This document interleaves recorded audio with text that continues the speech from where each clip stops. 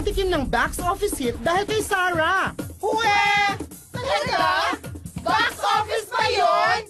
Sabi Nino! Hay nako, whoever said it, basta nag-hit daw ang team up ni Gerald at Sarah. Carry na, wala nang kukontra. Kanila na ang corona! Eh kayo! Ano masasabi nyo? Ayan. Ganon? May ganon, di ba? Nakakaloka na.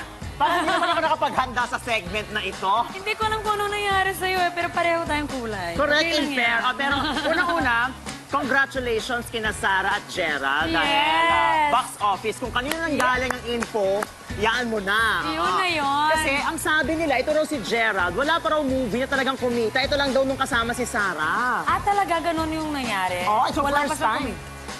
So, So anong masasabi Dapat. natin doon? ang masasabi ko, dapat ako ang bagong leading man ni Sarah Geronimo. Sabi?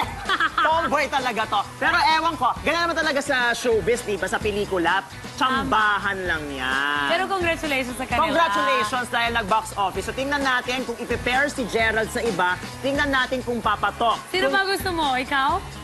Tingnan natin, baka mag-ano talaga ito. Umabot ito hanggang langit. Chos! Wow! Oh my God!